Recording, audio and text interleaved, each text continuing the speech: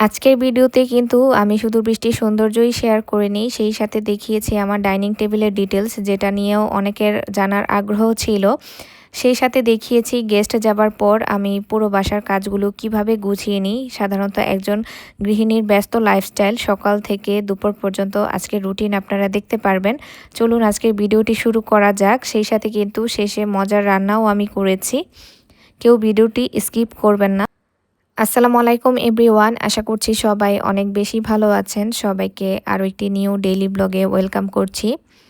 সাধারণত আমার ব্লগগুলো কিন্তু বেশিরভাগ সময়ই দুপুর থেকে শুরু হয়ে থাকে। আমি কিন্তু আমার সকালের যে রুটিন সেটা কিন্তু আপনাদের সাথে কখনোই শেয়ার করা হয়নি। সকালে ঘুম থেকে ওঠার পরই আমার মেন কাজটা থাকে হচ্ছে আমার ছেলেকে নিয়ে যে ঝামেলাগুলো আমার পোহাতে হয়। মানে সে ঘুম থেকে উঠে কিন্তু অনেক বায়না ধরে, সে কান্নাকাটি করে, সে কুলে থাকতে চায়, মানে অনেক কিছুই করে। তো যাই হোক, আজকে হচ্ছে দেখাচ্ছি সে হচ্ছে দাঁত ব্রাশ করতেছিল। আমি ওকে চেষ্টা করছি নিজে থেকেই কিছু কিছু কাজ শিখিয়ে নেওয়ার জন্য। ও চাইলেও আমি হচ্ছে নিজে থেকে ওর কাজগুলো করে দিতে চাই না আর কি, ওকে শেখানোরই চেষ্টা করতেছি।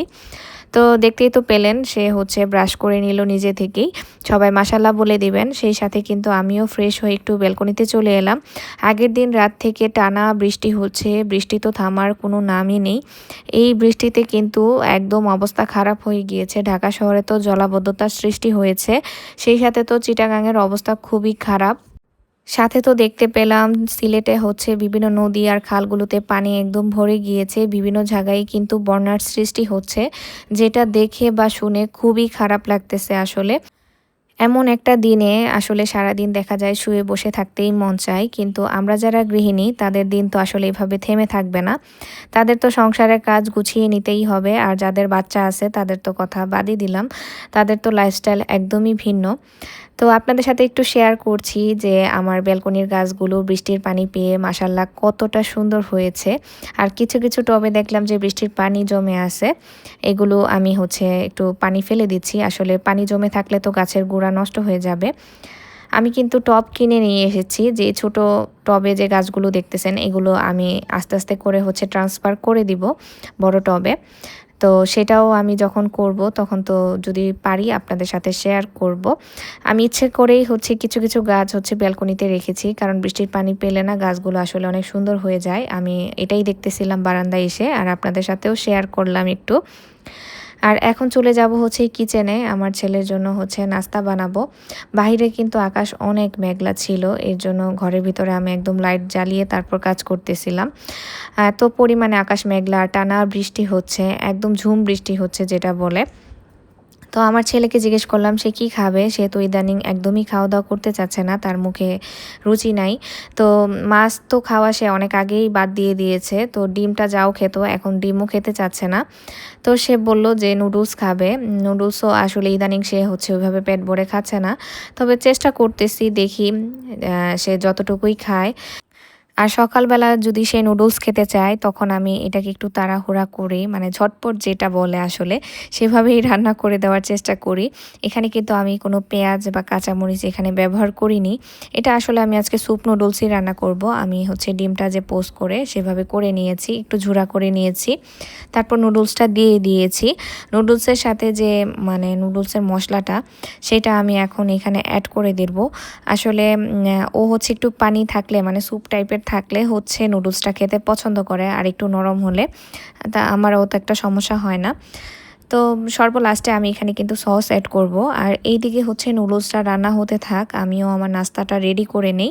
আমি ভাবলাম যে আমারও ঝটপট কি নাস্তা খাওয়া যায়। আমি দেখতেছিলাম এখানে বেশিরভাগ আমই পেকে গিয়েছে, আর আম্রপালি তো পেকে গেলে দেখা যায় ঝাঁঝ হয়ে যায়, খেতে কিন্তু ভালো লাগে না। তো আমগুলো কিন্তু সেই অবস্থাই হয়েছে। যেই আমগুলো বেশি পেকেছে আমি সেগুলোই নিয়ে নিলাম। ভাবলাম যে আম খেয়ে নেই বেশি করে, কিছুই করার নেই, না হলে নষ্ট হয়ে যাবে। কিছু আম তো দাগও হওয়া শুরু করেছে। তো যেহেতু সব আমি পেকে গিয়েছে প্রায়, আর এগুলো ফ্রিজে উঠিয়েও এখন লাভ নেই, এগুলো আস্তে আস্তে শেষ করে ফেলতে হবে খেয়ে।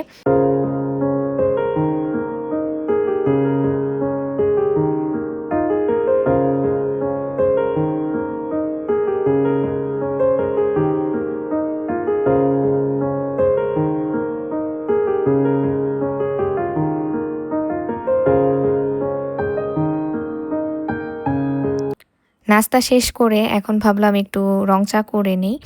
যেহেতু বাইরে বৃষ্টি হচ্ছে, আমার মনে হচ্ছিল যে ব্যালকনিতে বসে যদি একটু চা খাওয়া যায় তাহলে মনে হয় মনটা আরও বেশি ভালো লাগবে। এর জন্য আমি আমার জন্য একটু রং চা বানিয়ে নিচ্ছি। রং চাতে কিন্তু আমার আদা খেতে অনেক বেশি ভালো লাগে, মানে আদা চাটা আমি অনেক বেশি পছন্দ করি। আর অন্যান্য কোনো মশলা আমি এখানে ব্যবহার করি না। আমি যে হোম ট্যুরের ভিডিওটা শেয়ার করেছি সেখানে তো বিভিন্ন রকমের কমেন্ট এসেছে। আসলে সবার কমেন্টের অ্যান্সার কিন্তু দেওয়া আমার পক্ষে সম্ভব নয়। এর জন্য কিন্তু আমি এই ইন্টেরিয়রের যে কস্ট, তারপর আমার ফ্ল্যাট সাইজ, আরও বিভিন্ন ধরনের কোশ্চেনের অ্যান্সার নিয়ে কিন্তু আমি একটা ভিডিও বানিয়েছি। হোম ট্যুর দেওয়ার পরের একটা ভিডিও বানিয়েছি। চাইলে আপনারা সেই ভিডিওটি দেখে নিতে পারেন, তাহলে আপনারা অনেক কিছুই ধারণা পাবেন। এই ভিডিওতে এই কথাগুলো বলার উদ্দেশ্য হচ্ছে একটাই, এখন পর্যন্ত কিন্তু আমার বিভিন্ন ধরনের কমেন্ট আসতেছে, আসলে আমি সময় পাচ্ছি না একদমই। আমার বাসায় তো গেস্ট আছে, তো গেস্ট যদিও কালকে গিয়েছে, কিন্তু গেস্ট যাবার পরে তো বাসায় আসলে জানেনই আপনারা অনেক কাজ জমে থাকে। তো আমি ওইভাবে আসলে ফোন হাতে নিয়ে যে বসে আপনাদের কমেন্টের অ্যান্সার দিব সেই সুযোগ হয়ে উঠতেছে না। তবে আপনারা যদি আমার ভিডিওটি দেখেন আপনারা অনেক কিছুই ধারণা পাবেন, এর জন্যই আমি আপনাদের বলে দিলাম আবারও।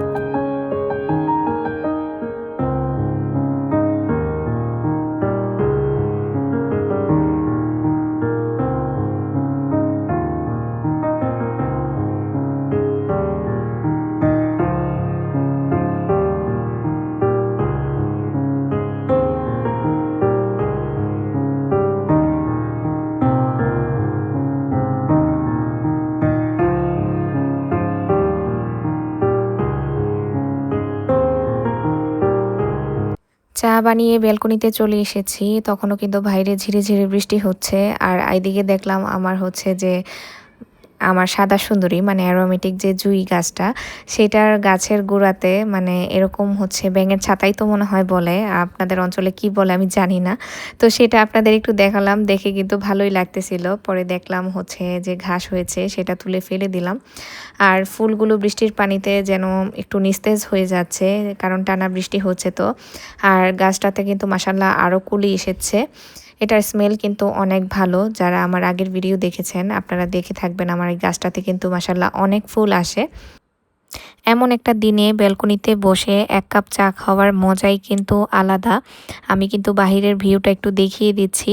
আর এদিকে দেখেন টানা বৃষ্টির কারণে একটু পানিও জমেছে, যদিও বৃষ্টি চলে গেলে এই পানিটা সরে যাবে।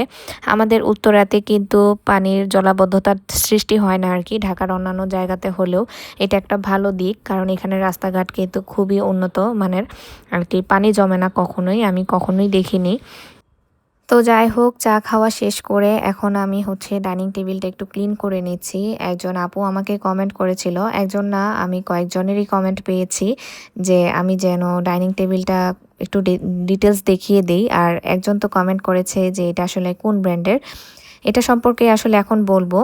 এটা আসলে কোনো ব্র্যান্ডের না আপু, এটা হচ্ছে মার্বেলের একটা ডাইনিং টেবিল। আমি এটা হচ্ছে বানিয়েছি ফার্নিচারের শোরুম থেকে, আমি রেডিও কিনি নাই, আমার পছন্দ অনুযায়ী ডিজাইন দিয়ে আমি বানিয়েছি। আর যে কাঠ দিয়ে বানিয়েছি সেটা হচ্ছে শিলকড়ই কাঠের, আর উপরেরটা টপ যেটা দেখতে পাচ্ছেন সেটা তো মার্বেলেরই। এর জন্য আমি আবারও একটু ডিটেলস আপনাদের সাথে শেয়ার করে দিলাম। আর অনেকেই হচ্ছে আমার টেবিলটার দাম জানতে চেয়েছিলেন, তো আমার টেবিলটার দাম হচ্ছে ৬০,০০০ টাকা। যারা ডাইনিং টেবিল সম্পর্কে জানতে চেয়েছিলেন তারা যদি আজকের ভিডিওটি দেখে থাকেন তাহলে অবশ্যই আপনারা এর সম্পর্কে ধারণা পেয়ে যাবেন। তারপর আমি চলে গিয়েছি যে আমার যে কাচের জিনিসগুলো নামানো ছিল। আসলে গেস্ট বাসায় আসলে তো এই জিনিসগুলো অনেক জমে যায়, আমরা সবাই জানি। টুকটাক চেষ্টা করেছি গেস্ট থাকাকালীনই যে জিনিসগুলো লাগবে না সেগুলো তুলে ফেলার জন্য, তবে যেই জিনিসগুলো নামানো ছিল সেগুলো আমি তো ধুয়ে রেখেছিলাম। তো হালকা পাতলা পানি ছিল, আমি আবার সবসময় চেষ্টা করি যে টিস্যু দিয়ে মুছে তারপর হচ্ছে কাচের জিনিসগুলো ওয়াগনে রাখার জন্য। তো আমি সব কিছুই আস্তে আস্তে হচ্ছে টিস্যুটা দিয়ে পরিষ্কার করে নিচ্ছিলাম। ভিডিওর এই পর্যায়ে এসে সকল ভাই আপুদের একটা কথা মনে করিয়ে দিচ্ছি, যারা এখন পর্যন্ত আমার সাথেই আছেন তারা অবশ্যই লাইক দিয়ে ভিডিওটি দেখা শুরু করবেন। সেই সাথে কিন্তু অবশ্যই কমেন্ট করে জানাবেন যে আজকের ভিডিওটি আপনাদের কাছে কেমন লেগেছে। আর চাইলে কিন্তু সাবস্ক্রাইব করে আমার সাথেই থেকে যেতে পারেন।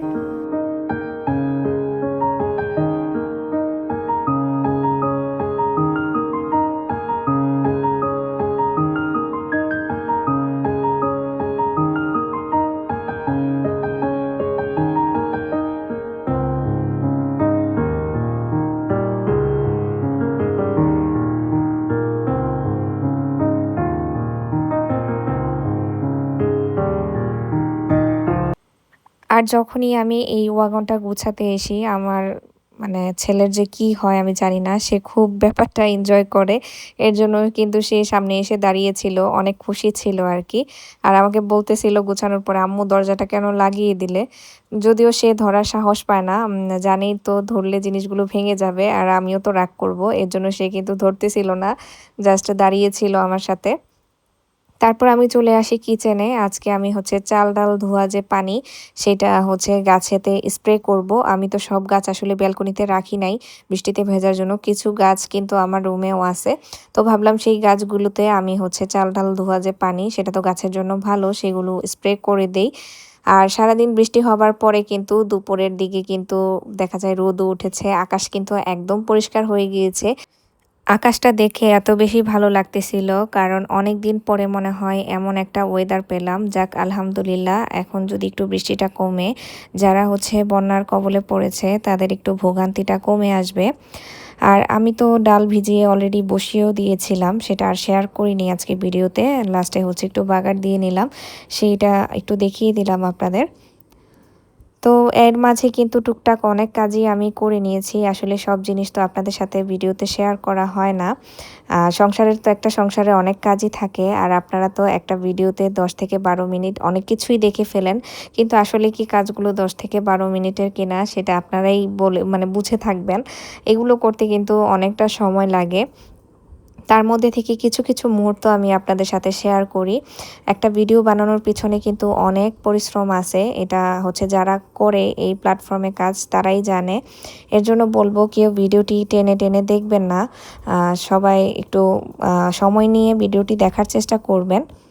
আশা করছি আপনাদের কাছে অনেক বেশি ভালো লাগবে। আর এখানে কিছু গ্রোসারি শপিংও করা ছিল, সেগুলো আমার গুছানো হয়নি। আসলে গেস্ট থাকাকালীন তো বিভিন্ন ব্যস্ততায় আসলে মগ্ন থাকা হয়, রান্নাঘরে আসলে বেশি সময় কাটে আমার যেটা মনে হয়। তো সেটা একটু গুছিয়ে নিলাম। আজকে কিন্তু কবুতরের মাংস রান্না করতেছি। কথা বলতে বলতে ভিডিও শেষ পর্যায়ে চলে এসেছি। মাংস রান্নার রেসিপি আজকে আর আমি শেয়ার করছি না, সবাই নর্মাল ওয়েতে যেভাবে মাংস রান্না করে আমিও আসলে সেভাবেই রান্না করে নিয়েছি, এর জন্য আজকে আর রেসিপি শেয়ার করলাম না। সবাই ভালো থাকবেন, আজকের মতো বিদায় নিয়ে নিচ্ছি। আল্লাহ হাফেজ।